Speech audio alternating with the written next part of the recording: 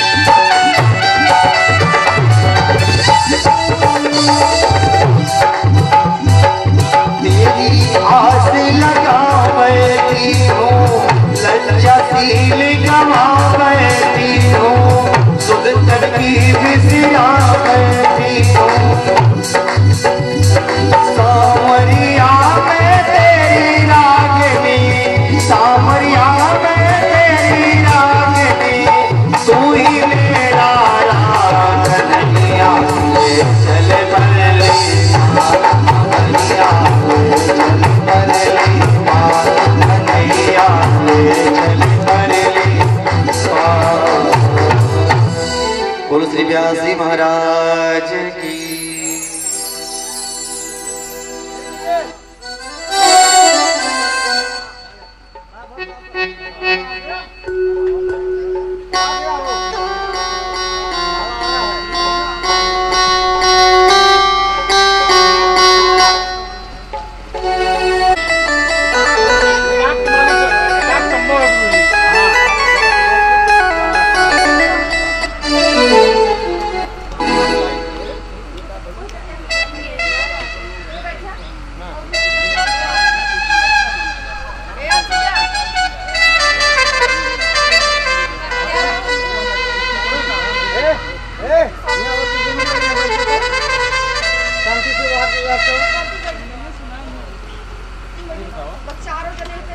बोले भी बहुत बात कितना रुक गई।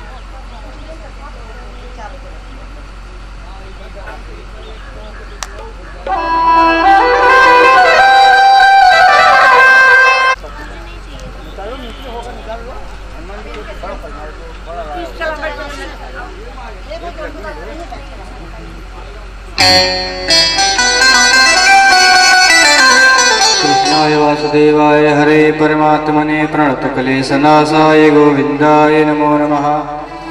सच्चिदानन्दरूपाय विश्वोत्पत्त्यादिहेतवे तापत्रय विनाशाय श्रीकृष्णाय वयं नमः। पुराणपुरुषोत्तमाय नमः।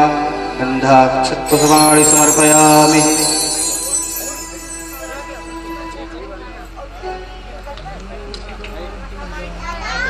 चन्दनस्महत्पूर्णं पवित्रं पावनासमापदां भरते लक्ष्मी पृष्ठे सर्वदा। चन्दनं खण्डनं दत्तं गण्डागरसमनोहरं विलोपनं सर्वश्रेष्ठं चन्दनं प्रगृहीतां चन्दनानुलेपनं समर्पयामि। पुराणपुरुषोत्तमाय नमः। वनस्पतिस्थाभूतो गण्डाग्रवगण्डोत्तमाग्रेव सर्वदेवानां धूपोऽयं प्रतिगृहीतां धूपमग्रापयामि।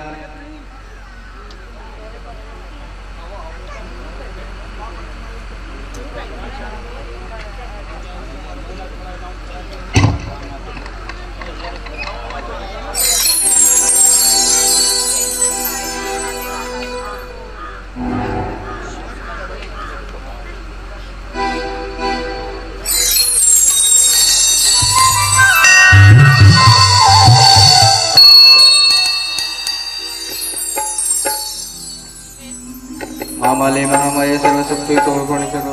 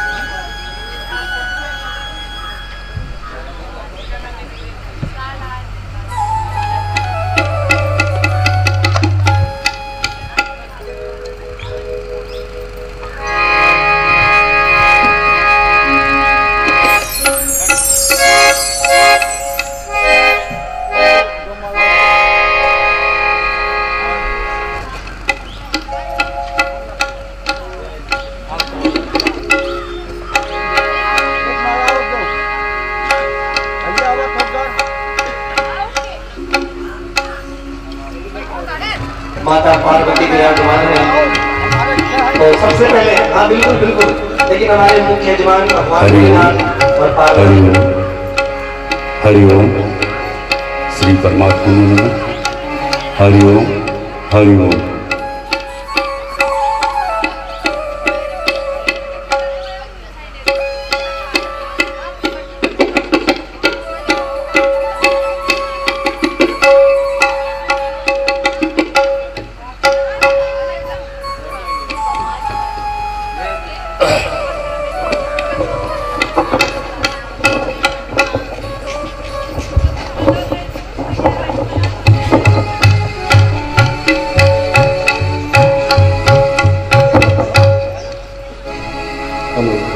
Hello hello hello.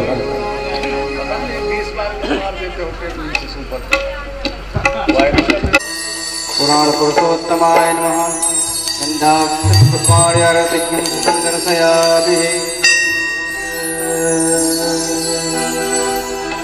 Shri Bhagwat भगवान की है आरती, पापियों को पाप से है तारती। श्री भागवत भगवान की है आरती, पापियों को पाप से है तारती। श्री भागवत भगवान की है आरती, पापियों को पाप से है तारती।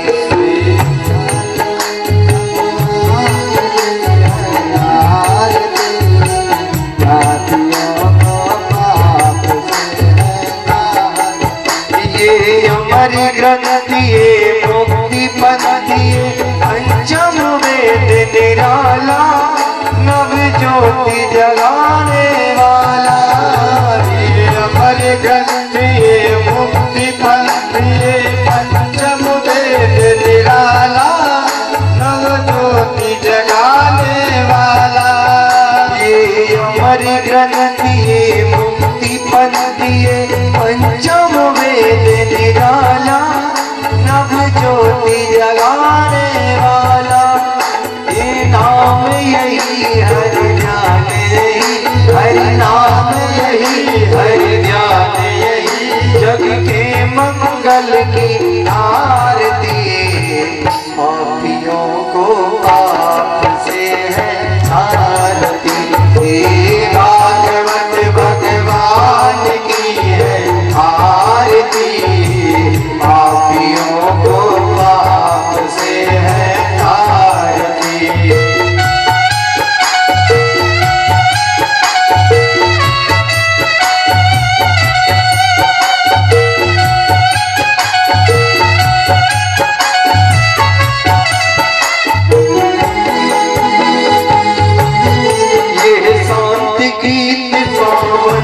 पुनीत पापों को मिटाने वाला, हरि दर्श कराने वाला। शांति गीत पावन पुनीत पापों को मिटाने वाला, हरि दर्श कराने वाला। ये शांति गीत पावन पुनीत पापों को मिटाने वाला, हरि दर्श कराने वाला। ये सुख करनी ये दुख हरनी, ये सुख करनी ये दुख हरनी। श्री मधुसूदन की आरती, पापियों को पाप से है आरती। श्री भागवत भगवान की है आरती। और उसके बाद जो भी चाहे चार कर सकते हैं, क्योंकि भगवान हमारे बीच विराजमान है। मेरा बच्चे का दूर कर दिया।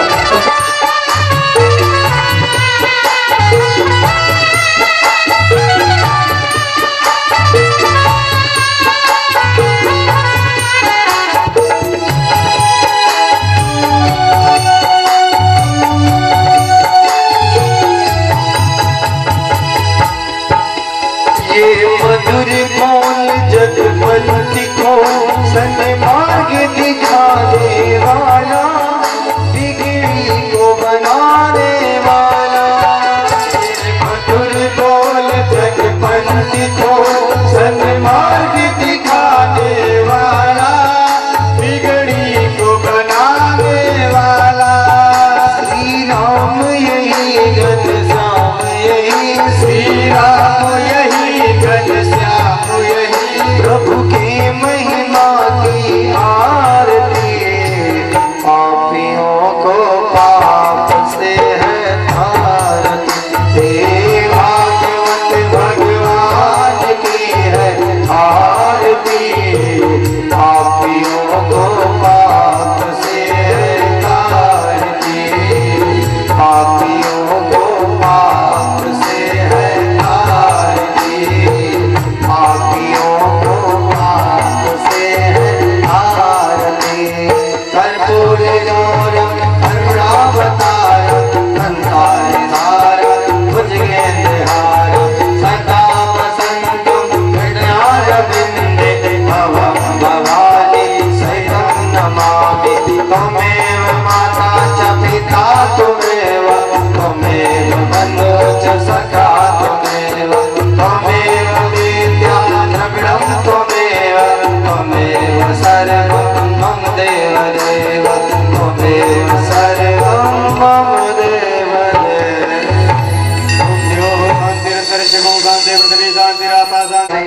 सर्वप्रथम परम आदरणीय सम्मानित श्री महेंद्र नारायण शुक्ल जी महाराज श्री का माल्यार्पण करेंगे। एक बार जोरदार तालियां। और इसी कड़ी में हमारे परम आदरणीय सम्मान्य श्री राम सूरत शुक्ल जी महाराज श्री का माल्यार्पण करेंगे। और परम आदरणीय श्री राम प्रताप शुक्ला जी आप भी महाराज श्री का माल्यार्पण करेंगे। और इसी कड़ी में परम आदरणीय ओम प्रकाश शुक्ला जी महाराज श्री का माल्यार्पण करेंगे। और इसी कड़ी में श्री राहुल शुक्ला जी और श्री विवेक शुक्ला जी, श्री दीपक शुक्ला जी महाराज श्री का माल्यार्पण करेंगे। और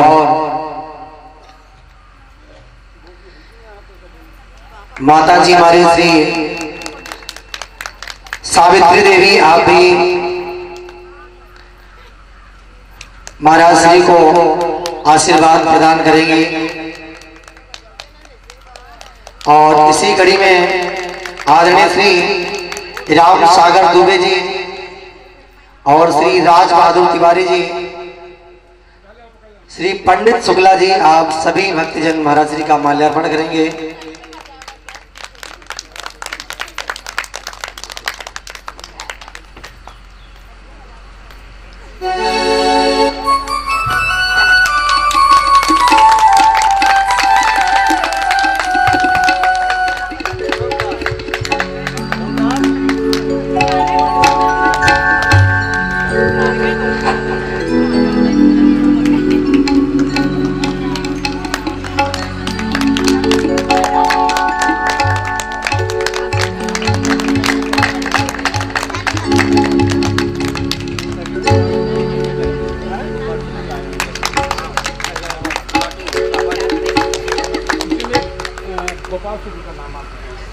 और इसी कड़ी में हमारे एक भक्त आदरणीय श्री गोपाल शुक्ला जी, आप भी महाराज श्री का माल्यार्पण करेंगे। श्री गोपाल शुक्ला जी।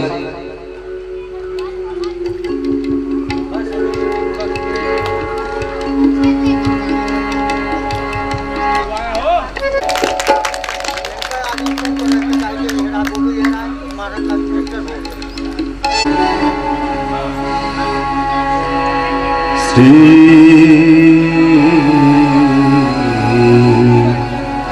परमात्मने नमः। श्री गुरुचरण कमलेभ्यो नमः। श्री सरस्वती नमः।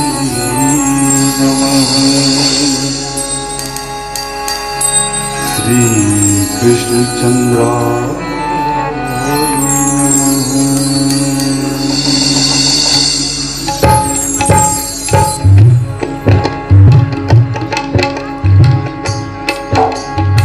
ध्येयं सदा परिभवग्नमविष्टदो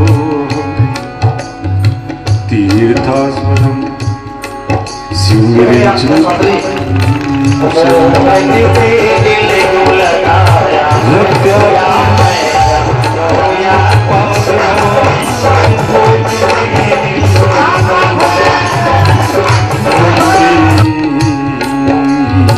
महापुरुष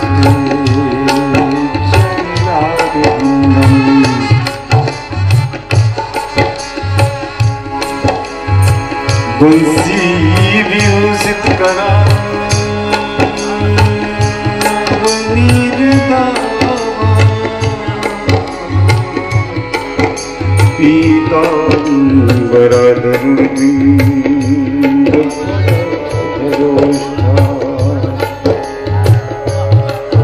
पूर्णेन्द्र सुंदर मुखादर नेत्रा कृष्णात् परमपि तत्त्वमहं न जाने।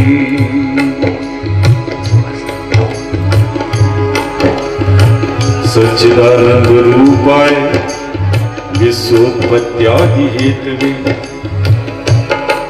तापत्रय विनाशाय श्री कृष्णाय वयं नमः। गुरुर्ब्रह्मा गुरुर्विष्णु गुरुर्देवो महेश्वरा गुरु साक्षात् परब्रह्म तस्मै श्री गुरुवे नमः।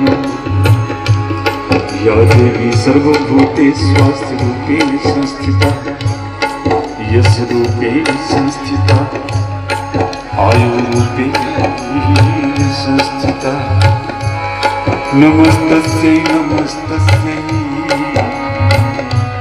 नमस्तस्यै नमो नमः। श्री रामचंद्र चंद्रो मनसा स्मरामि श्री रामचंद्र चंद्रो शिरसा नमामि श्री रामचंद्र चरणो वत्सा नमामि श्री रामचंद्र चरणो शरणं प्रपद्ये। तो माता रामो मत पिता रामचंद्रा स्वामी रामो मत सखा रामचंद्रा सर्वस्व में रामचंद्रो दयालु नान्य जाने नहीं हो जाने न जाने। मनोजो मारुतुल्य वेगं जितेन्द्रियं बुद्धिमतां वरिष्ठं वातात्मजं वानरयूथमुख्यं श्रीरामदूतं शरणं प्रपद्ये। श्री गुरुचरण सरोज रज निज मन सुधा वरनो रघुबर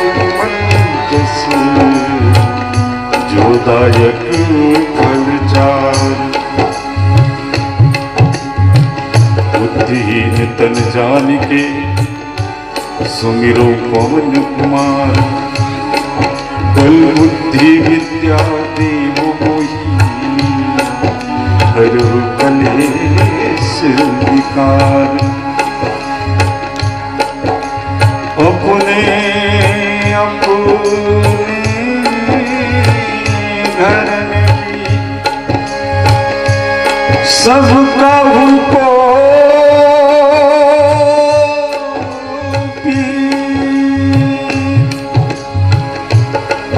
तुम ही पीर सब धर्म की।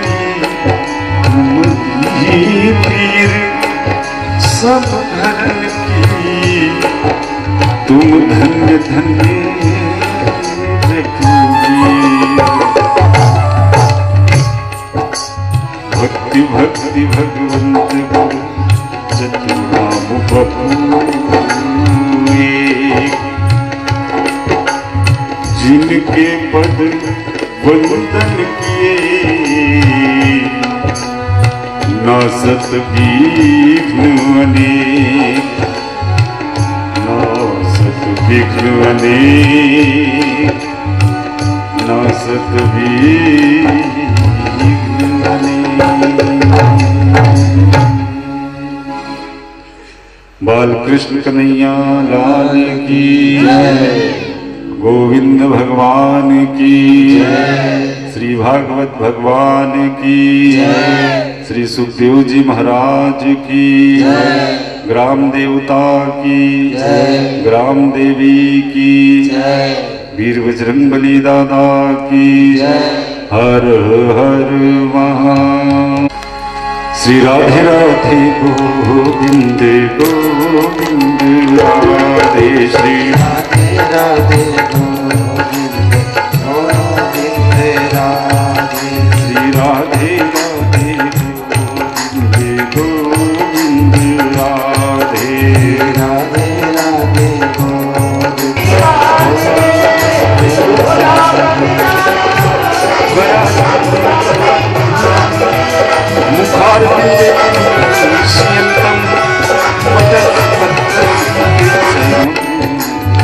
बालम मुकुंदम वंशाय स्मरान। श्री कृष्ण गोविंद हरे मुरारे। हे नाथ नारायण वासुदेवा। जीवे दिवस्वा व्रत में जीवे दिवस्वा मृत में ततेओ। गोविंद दामोदर माधवीर। श्री राधे राधे गोविंद गोविंद राधे राधे राधे गोविंद। जय श्री राधे श्री राधे राधे गोविंद गोविंद राधे राधे राधे गोविंद गोविंद राधे।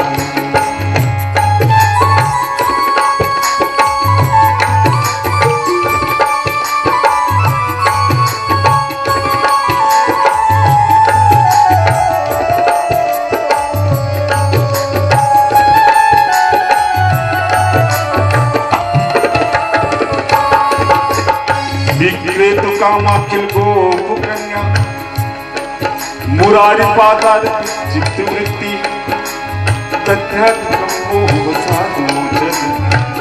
गोविंद दामोदर माधवे ग्रहे ग्रहे गोपवधू कदम्बा सर्वे मिलित्वा संवाप्योगम पुण्यानि नामानि पठन्ति नित्यं पुण्यानि नामानि गोविंद दामोदर माधवे जीवे सतीवं भज सुंदराणि नमामि कृष्णस्य मनोहराणि समस्त भक्तार्थ विनाशनानि गोविंद दामोदर माधवे सुखौसाने इदमेव सारं दुःखौसाने इदमेव ज्ञेयम् देहावसाने इदमेव जात्यं देहावसाने इदमेव जात्यं गोविंद दामोदर माधवी। तो श्री कृष्ण राधा वर गोकुले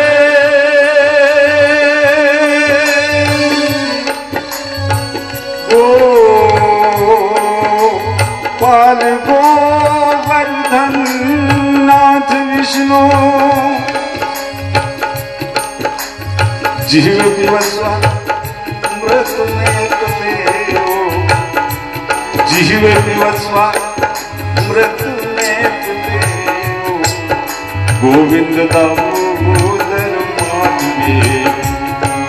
श्री राधे राधे गोविंद गोविंद राधे राधे राधे गोविंद गोविंद राधे। श्री राधे राधे गोविंद गोविंद राधे। श्री राधे राधे गोविंद गोविंद राधे। गोविंद राधे राधे गोपाल राधे। गोविंद राधे राधे राधे राधे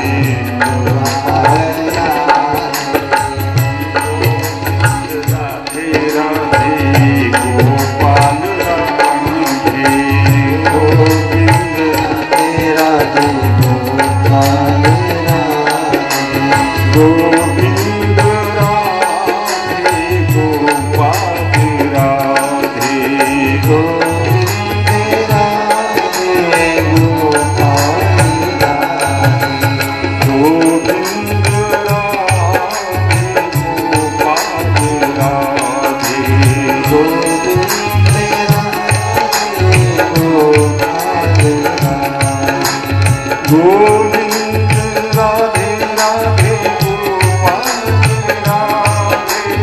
गोविंद राधे राधे गोपाल राधे। गोविंद राधे राधे गोपाल राधे।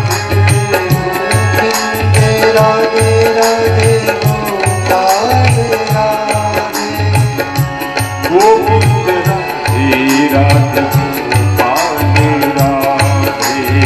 गोविंद राधे राधे गोपाल राधे। श्री राधे राधे गोविंद गोविंद राधे। श्री राधे राधे गोविंद गोविंद राधे। श्री राधे राधे गोविंद गोविंद राधे। राधे राधे गोविंद गोविंद राधे।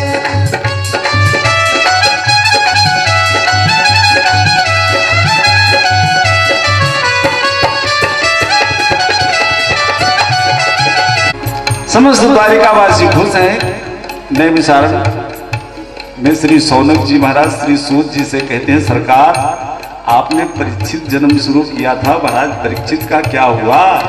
गर्भ में तो भगवान ने ब्रह्मास्त्र से परीक्षित की रक्षा कर दी। तब श्री सूत जी को होश आया। कहा ऋषियों, समय आने पर वो बालक मात्र गर्भ में बिल्कुल सुरक्षित रहा, और जब समय आया तो हस्तिनापुर में जन्म हुआ। विद्वानों ने उस बालक को देख करके, उसके भविष्य को देख करके, उसके पूर्व कृत प्रारब्ध को देख करके उस बालक का नाम विष्णुरात रखा। मात्र गर्भ में भगवान विष्णु के अनुग्रह से सुरक्षित ये बालक, इसका नाम विष्णुरात होना चाहिए। किंतु बाद में जब श्री महाराज परीक्षित का जन्म हो गया तो हजारों की भीड़ में परीक्षित हर चेहरे को देख रहे हैं। उनको तो तलाश उस स्वरूप का है कि जो मात्र गर्भ में जाकर के जिसने मेरी रक्षा की थी, वो भला इस भीड़ में कहां खो गया। आज कन्हैया भी द्वारिका से हस्तिनापुर आए, तमाम ढेर सारा उपहार लेकर के। और जब छोटा सा नन्हा सा बालक केशों ने अपनी गोदी में उठाया तो प्रसन्न हो गया। इसी बालक का नाम परीक्षित पड़ा। केशव चले गए द्वारिका, अर्जुन भी द्वारिका के साथ गए। महीनों बीत गया। एक दिन महाराज युधिष्ठिर सिंहासन पर बैठे थे, लेकिन आज चिंतित हैं। चिंतित क्यों हैं कि महाराज युधिष्ठिर को बहुत सारे अपशकुन दिखाई दे रहे हैं। अपशकुन में जैसे पुच्छल तारा का उदय होना, गाय को बछिया का दूध पीती हुई दिखाई देना, इस तरह से देवालय में जाते हैं तो प्रतिमाओं के अंदर प्रतिमाओं का जो भाव है वो रोता सा नजर आता है। ये सब अपशकुन अचानक जब महाराज युधिष्ठिर को दिखाई दिया तो भीम से कहने लगे, भैया भीम, अर्जुन भी महीनों से द्वारिका गए और उधर द्वारिका से कन्हैया का कोई समाचार नहीं मिला, और ये सब अनिष्ट के संकेत हैं।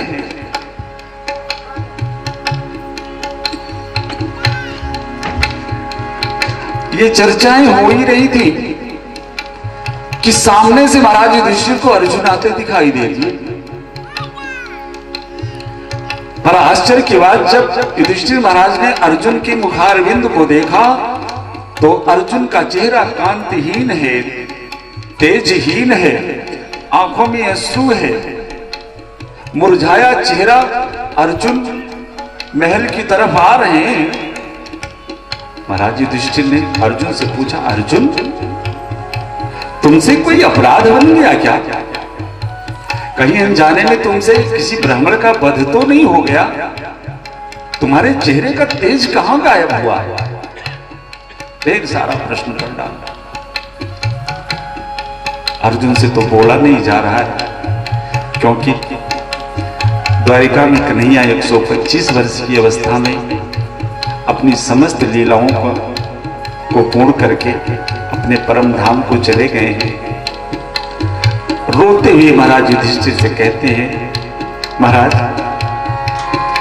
वंचित तो हूं महाराज हरिणा बंधु रूप लो। भैया श्री,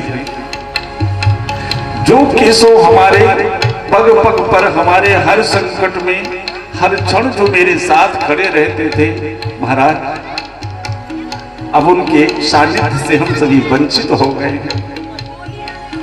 पूरा समाचार अर्जुन ने सुना दिया। कुंती मैया महल में थी, सुना अर्जुन आए हैं द्वारिका से, दौड़ी कन्हैया का हाल जानने के लिए कि मेरा काम कैसा है। और जब यहां आकर के सुना कि कन्हैया अपनी समस्त लीलाओं को पूर्ण करके और द्वारिका से प्रस्थान कर गए, परम धाम को चले गए, कुंती मैया ने जो सांस लिया था, जो सांस अंदर गई थी, उसको वहीं रोक दिया कि कान्हा नहीं तो ये सांस कैसे। उसी क्षण अपने प्राणों को छोड़ दिया कुंती ने। भगवान के दो भक्त ऐसे हैं कि जिनको प्रभु का वियोग सहा नहीं गया। त्रेता में महाराज दशरथ और द्वापर में देवी कुंती। अरे महाराज दशरथ तो फिर भी 3 दिन जी लिए थे, लेकिन देवी कुंती कि कान्हा नहीं तो इस सांस कैसे। अभी परीक्षित महाराज बहुत छोटे से हैं, पर युधिष्ठिर महाराज ने विचार किया कि जब कन्हैया चले गए तो अब हम सभी को भी प्रस्थान करना चाहिए। नन्हे से परीक्षित को 5 वर्ष की अवस्था में हस्तिनापुर के राज सिंहासन पर अभिषिक्त कर दिया। जब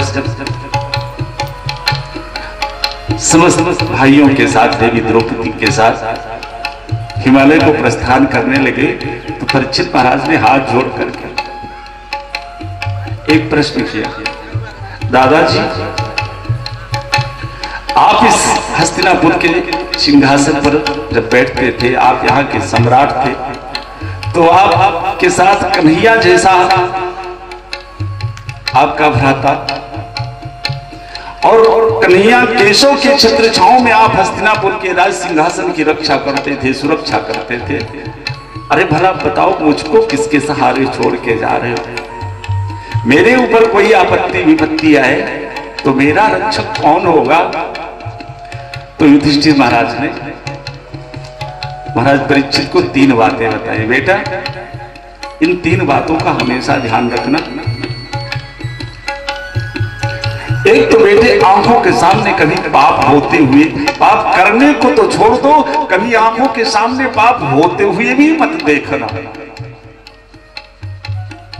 दूसरा बेटे, कितना भी बड़ा शत्रु होगा, कितना भी नुकसान पहुंचा दिया होगा, परंतु यदि शरण में आ जाए तो उसको भी माफ कर देना। क्योंकि शरणागत को जे तजहि निज अनहित अनुमान, ते नर पावर पाप में तिन्हि बिलोकत हानि। शरण में आए हुए किसी भी जीव को अगर आप शरणागति नहीं देते हैं महाराज, तो आपका मुख देखना पाप है। और तीसरी बात जो बताई बेटा, घर में आए हुए अतिथि का खूब सत्कार करना, क्योंकि अतिथि देवो भव, और गृहस्थ के लिए सबसे बड़ी चीज है। घर में कोई साधु संत आए, अतिथि आए, तो उसको ईश्वर मान करके उसकी पूजा करनी चाहिए, उसकी सेवा करनी चाहिए।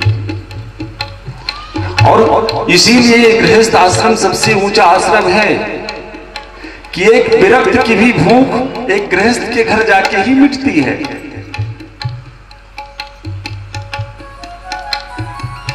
अगर ये गृहस्थ ना हो तो विरक्त पैदा कहां से होंगे? बेटे, अतिथि सेवा करना। और अतिथि सेवा में आप सभी ने पढ़ा होगा, कबीर जैसा संत और चोरी तक कर डाला है अतिथि सेवा के लिए, पढ़े होंगे आप सब। घर में संत आ गए, खाने को कुछ था नहीं, संतों को देखा खुश हो गए, ओहो भगवत कृपा से संत आए पधारे। आवाज दिया, बेटा कमाल, आ गया। पिताश्री क्या आदेश है? अरे देखो संत पधारे हैं, अंदर भोजन की व्यवस्था तब चाहे। तो सबसे पहले हाँ बिल्कुल, लेकिन हमारे मुख्य यजमान भगवान भोलेनाथ, पहले विचार कर लिया करो, एक भी अनाज खाने को नहीं है। अच्छा, खाने को नहीं, चल चल चल। बोले कहां चले? कहां चल? कहीं चोरी करेंगे। अब संत आए हैं तो इनको कैसे वापस कर? कमाल ने कहा, महाराज कबीर जैसा संत आप चोरी करोगे? अरे भाई, संत आए हैं, अतिथि आए हैं, तो इनकी सेवा तो करनी है। बेटे को साथ में लिया, पहुंच गए शहर में, एक संकेत दिया, बेटा देखना किसी गरीब का ताला न टूटे। एक साहूकार के घर में नकब लगा दिया। सोचिए, कबीर जैसा संत, क्या बात, नकब लगा दिया। बेटे, संत सेवा के लिए अनाज की आवश्यकता है, एक बोरी बेटे को उठवा दी, एक स्वयं पीठ पे रख ली, बाहर निकल आए। कमाल ने कहा, चलो पिताश्री निकल चले। कबीर ने कहा, ठहर। बोले अब क्या हुआ? अब तुम ले आए? कहा ठहर, अभी ये सेठ सो रहा है, सुबह जगेगा तो विचार करेगा कि कौन आया कौन ले गया। एक तो इसका धन भी ले चल रहे हैं, बेचारे इसका दिमाग भी खराब होगा। तू एक क्षण ठहर, मैं इसको बोल दूं कि मैं तेरे घर चोरी करके जा रहा हूं। कमाल ने कहा, पिताश्री आप बताने जाओगे तो पकड़े जाओगे तो दुनिया में शोर हो जाएगा कि कबीर चोर है। कबीरदास जी ने कहा, यही तो चाहता हूं, दुनिया ये जान ले कि कबीर चोर है, तो मेरे घर अतिथि आने बंद हो जाएंगे, और जब आए तो कैसे न खिलाऊं। महाराज युधिष्ठिर कहते, बेटा परीक्षित, घर में आए हुए अतिथि को हमेशा ईश्वर मान करके उनकी सेवा करना। महाराज परीक्षित को सत्ता का अभाव दे करके महाराज युधिष्ठिर हिमालय को प्रस्थान करते हैं। कथा बड़ी लंबी है, आगे चल करके महाराज परीक्षित के शासन काल में ऐसा लेख मिलता है गौ माता का दोहन नहीं करना पड़ता था, पात्र रख दीजिए, गौ माता स्वयं दूध दे देती थी। महाराज परीक्षित के राज्य में अपने घरों में कोई ताला नहीं लगाता था, क्योंकि चोर डाकू परीक्षित के राज्य में थे ही नहीं। बड़ा सुंदर शासन काल चल रहा है। और महाराज परीक्षित साधु संतों के, ब्राह्मणों के अनन्य भक्त, पर दुनिया जानती है कि परीक्षित कैसा भक्त है भगवान का। कोई साधु संत अगर महाराज परीक्षित शारीरिक सेवा करना चाहते हैं तो कोई इनसे सेवा लेता नहीं। तो महाराज परीक्षित वेश बदल बदल करके, कभी लकड़हारा बन करके जंगल में जाते हैं, जहां साधु संत कुटिया बना करके रहते हैं, वहां उनकी सेवा करते हैं। कभी नाई का रूप धर कर जाते हैं। इस तरह बड़ा सुंदर शासन काल महाराज परीक्षित का चल रहा है। एक दिन महाराज परीक्षित ने विचार किया कि जरा मैं अपने राजकोष का निरीक्षण करूं कि हमारे पूर्वजों ने हमारे लिए कितना धन एकत्रित कर रखा है, क्या क्या वस्तुएं हमारे लिए छोड़ के गए हैं। तो राजकोष का निरीक्षण करते करते एक जगह एक बड़े सुंदर मुकुट को देखा। उस मुकुट को देख करके महाराज परीक्षित ने विचार किया कि बड़ा सुंदर मुकुट है, जो हस्तिनापुर के सिंहासन का प्रतिनिधित्व करने वाला राजमुकुट महाराज परीक्षित के सर पर था, उसको महाराज ने उतार के वहीं रख दिया। उस मुकुट को आज धारण कर लिया। और आज सुबह बंद हो गए तो एक घटना, और उसके बाद जो भी चाहे चरण स्पर्श घटना घटी। महाराज जा रहे थे घूमने, और एक गाय में संवाद हो रहा है। गाय के नेत्रों से आंसू बह रहे हैं, और जो बैल है उसके 3 चरण किसी ने काट दिए हैं। महाराज परीक्षित की आंखें अंगारे बरसाने लगी कि परीक्षित के राज में गौ और ब्राह्मण पर इस तरह से अत्याचार करने वाला कौन आया। और निकट गए तो दोनों के संवाद को जब महाराज परीक्षित ने सुना, बैल उस गाय से कह रहा था, देवी मैं आपको पहचानता हूं, आप कोई साधारण गाय नहीं हो, आप तो देवी पृथ्वी हो, और शायद आपके रोने का कारण कन्हैया अभी तक आपके इस धरा धाम पे लीला कर रहे थे, आपको बड़ा आनंद मिल रहा था, और शायद वो परम धाम को चले गए, शायद इसलिए रो रही हो। गौ माता ने भी उस बैल से कहा, महाराज मैं भी आपका परिचय जानती हूं, आप साधारण बैल नहीं हो, आप तो स्वयं धर्म के अवतार हो। पर इस कलिकाल ने आपके 3 चरण काट दिए। इतनी चर्चा हो ही रही थी कि इतने में पीछे से काला स्वरूप धारण किए, विकराल स्वरूप में, हाथों में नंगी तलवार लेकर के, और एक चरण पे जो धर्म खड़ा हुआ था, बैल रूपी धर्म, उसके उस चरण को भी वो काटने लगा। महाराज परीक्षित तलवार लेकर के सामने आ गए और कलिकाल को मारने दौड़े। कि क्या समझ लिया इतनी जल्दी, भारत का जमाना बीता है, भारत का जमाना बीता है, भारत का जमाना बीता है।